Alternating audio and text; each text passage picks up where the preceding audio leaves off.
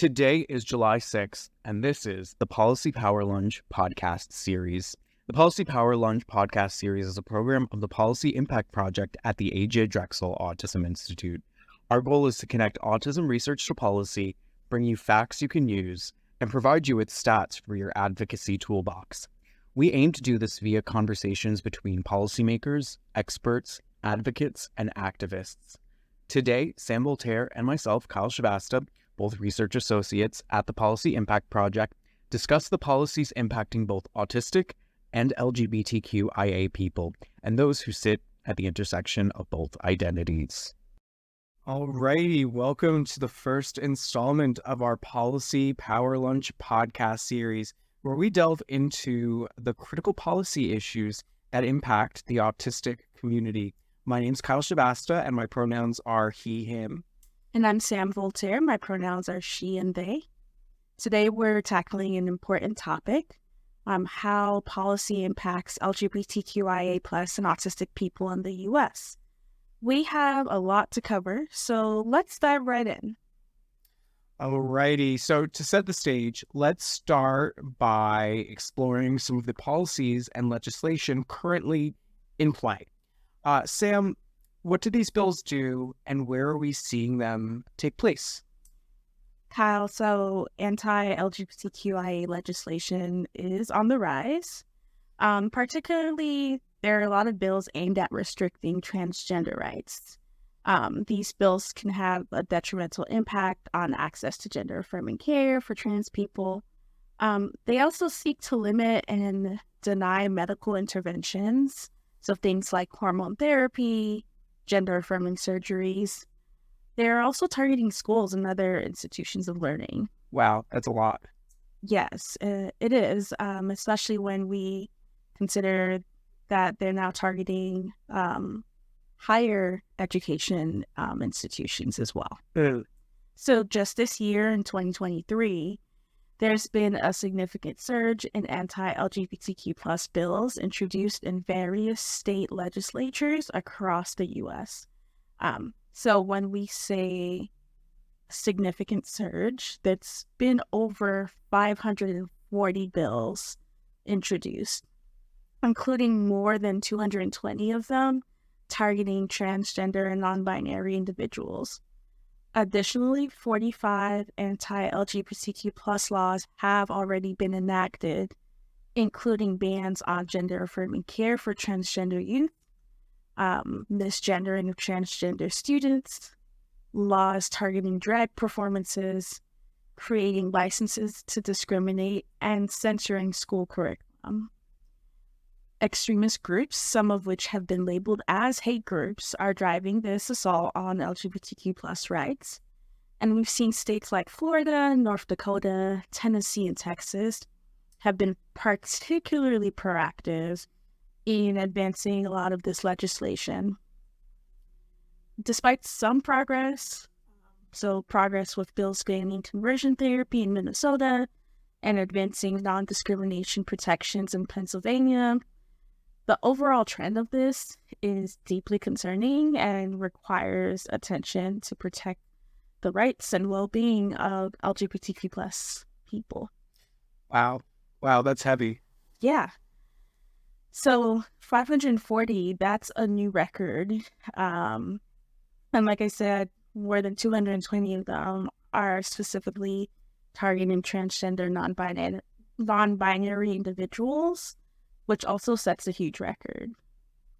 And again, 45 of them have already been enacted so far this year.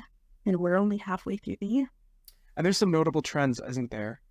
Yes. So we've seen that states with significant anti-LGBTQ activity include Florida, North Dakota, Tennessee, and Texas. Those are kind of our big players here. Yeah.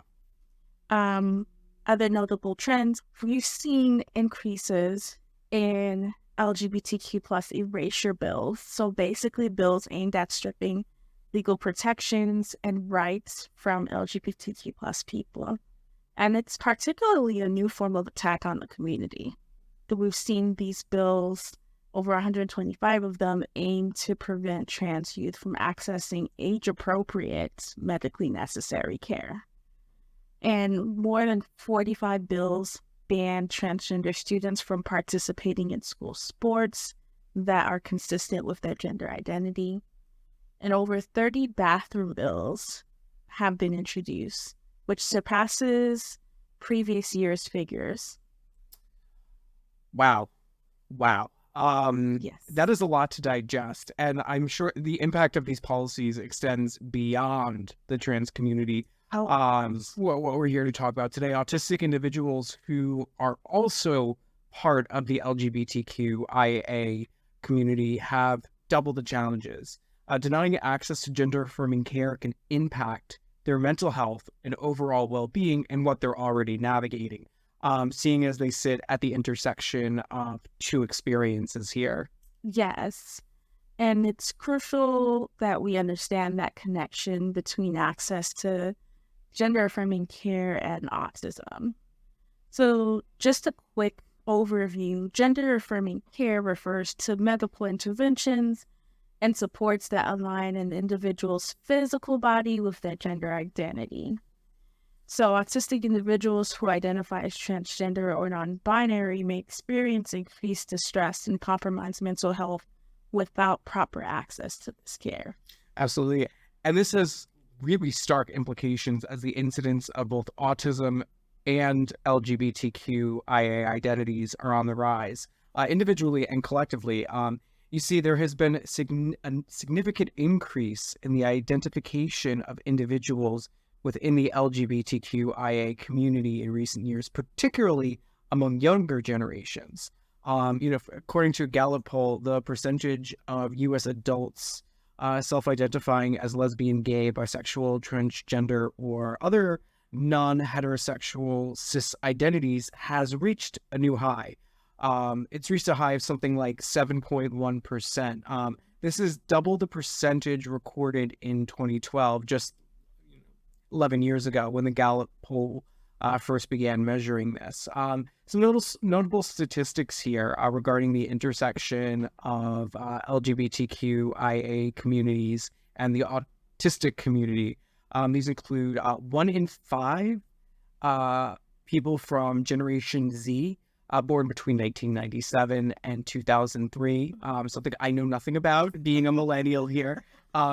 So 1 in 5 of that group identifies as LGBTQIA, which is nearly double the proportion of millennials who do.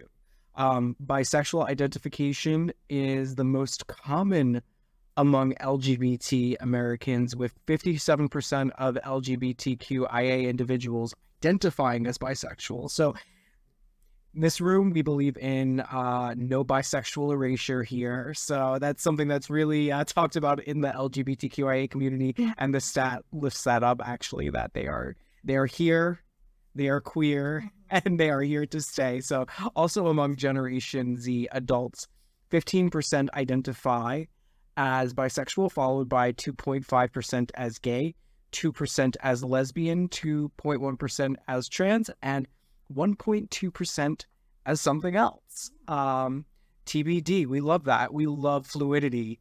Bisexuality is also the most common LGBTQIA status among millennials and Generation X, funny enough, while older generations are about as likely to identify as gay or lesbian as they are to identify as bisexual. These trends suggest a shifting landscape and a shifting conversation in regards to sexual orientation and gender identity, with younger generations increasingly identifying as queer. As more members of Generation Z reach adulthood, for instance, the proportion of queer Americans is expected to continue to grow, surpassing 10% in the near future. These findings definitely highlight the importance of understanding and supporting the diverse identities within the LGBTQIA community, and this absolutely 110% includes those who are autistic. Yeah, I mean, similarly on the rise, right? In recent reports, the CDC revealed an increase in autism prevalence among children, with 1 in 36 now diagnosed. So this rise is primarily due to improved detection, diagnosis and awareness rather than the actual increase in the condition. So doctors have also improved in their ability to identify autism, especially among children with average or above average IQs. However, there's still a need for better diagnosis in marginalized groups, support for all individuals with autism, and understanding the lifelong challenges they face. And let's not overlook the intersection of both these identities. We talked at length about them individually, but together, like we've been saying, lots to unpack, a lot of hurdles, a lot of spaces to navigate. So studies, for instance, suggest that a higher percentage of autistic individuals identify as lesbian, gay, bisexual, transgender, or queer compared to the general population. The rate of LGBTQ identification among autistic individuals without intellectual disability is reported to be 2 to 3 times higher, right? And a 2017 Gallup poll found that 4.5% of Americans identify as LGBT. The percentage of autistic people who are gay, lesbian, or bisexual varies widely in a lot of the studies. And there are studies that are coming out that are seeking to find a better representative number here. But with one analysis suggesting a rate of 15 to 35% among autistic individuals without intellectual disabilities. So autistic men are more likely than autistic women to be heterosexual, with a Dutch study showing that only, about 57% of autistic women reported being straight compared to 82% of autistic men. Now, obviously, with a lot of these studies and a lot of this research, it's not exhaustive, and the numbers are about to change in the near future, I'm sure, as the narrative changes, as the zeitgeist changes, and as, it becomes safer to come out. But we'll see. These are the numbers we have so far. Research also, extant, let's be clear, extant research also suggests that people with an autism diagnosis or autism traits are more likely to be transgender than the general population, with one study finding the rate to be 2 to 3 times higher among autistic individuals. So we are seeing a good number of people who identify as both.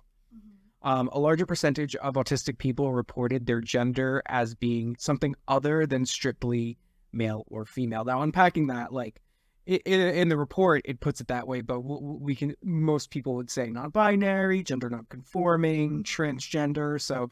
But for the report's sake, they said strictly other than strictly male or female compared to non-autistic individuals.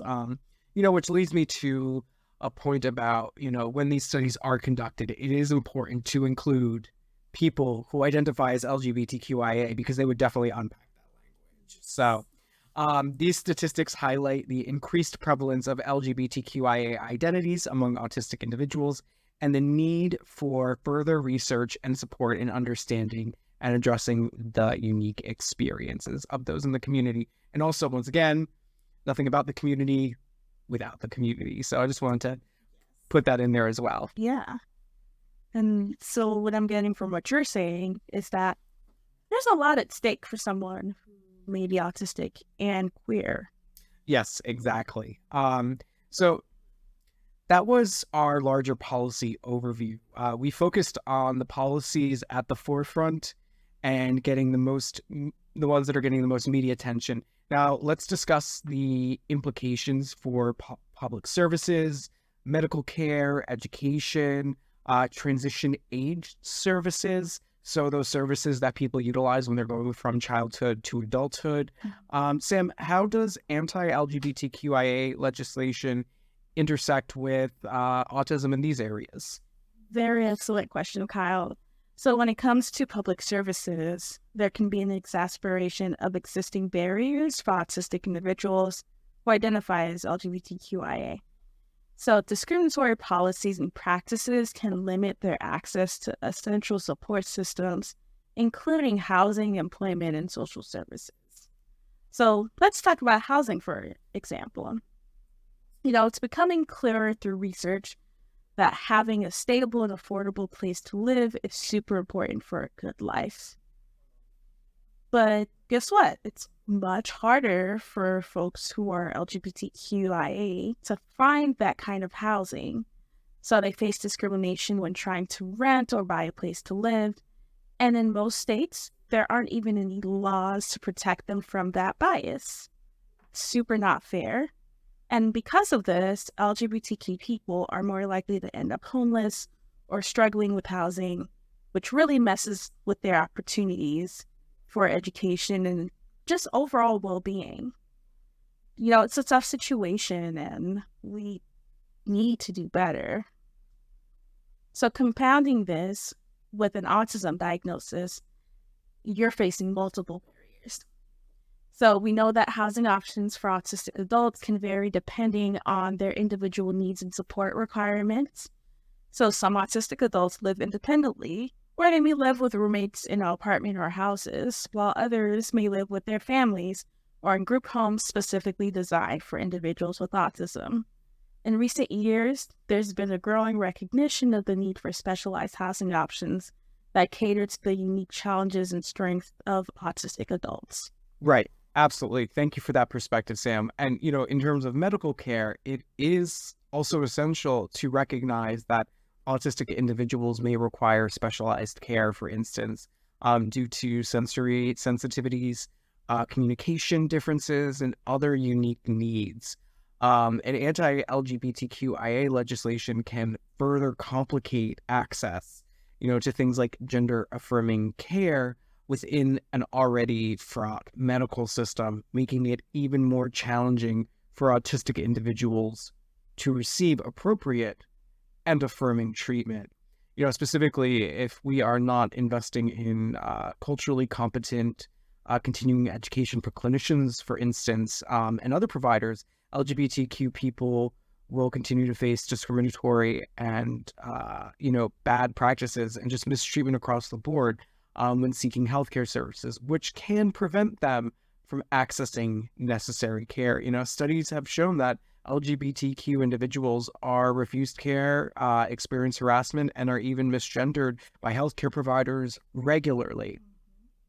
This discrimination discourages LGBTQ people from seeking healthcare and can lead to delays in receiving medical care. It is important that we protect queer individuals from discrimination in our healthcare system and in healthcare settings, and ensure equal access to care for all. And the same goes for autistic individuals. If a provider is not brushed up on best practices in taking care of someone who is autistic, there can be bias that manifests there. And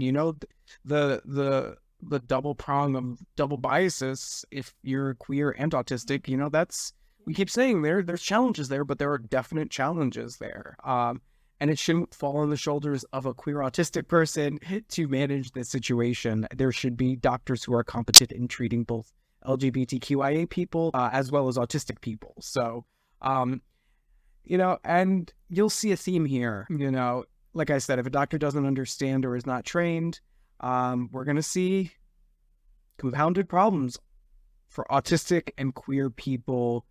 The service, social, and living landscape is regularly peppered with hurdles, and it's our job to lower them and just eradicate them completely. Right. And, the world of education is not all that different from what you just described with medical institutions. So education is a critical area. Autistic students who identify as queer may face additional challenges in school environments. So it's essential for educational institutions to not only create inclusive policies, but actually act on those policies and provide necessary support so these policies can be implemented. So things like access to gender-neutral facilities and sensitivity training for staff. Absolutely. And, let's not forget about transition age services. I mentioned that earlier, but those services that, create a soft handoff from childhood to adulthood. Autistic individuals who are transitioning into adulthood may require specific support systems tailored for their needs. Anti-LGBTQIA legislation can hinder their access. We keep saying hinder their access to gender-affirming care and appropriate mental health care resources during this critical life stage. And, that's a really good point to consider, how gender-affirming care is an essential part of someone's transition to adulthood. And when those services are denied, that transition can be stunted. Yeah. So let's shift gears and discuss what we can do to address these challenges. So one crucial step is collecting good intersectional and inclusive data. We know we mentioned it before, but I think it's important to highlight that again. This data is what helps policymakers understand the unique needs and experiences of autistic individuals who identify as LGBTQIA+. Right. And every issue we've spoke about previously, has existed because data has been collected. All those stats are from data that has been collected from researchers who, have been doing the research, have been looking at these issues. And sometimes what has been done isn't enough, right? Like sometimes we need to do more. And, we have to create, studies and collect data that is accurate and comprehensive. We also need to fold in with our research advocacy for policies that protect LGBTQIA youth and adults, including those who are queer and autistic. Additionally, we have to stay informed about local and state policies. There's so much going on right now. There's so many policies from the local level to the state level, and thankfully we haven't seen anything at the federal level yet, but every 4 years that can change.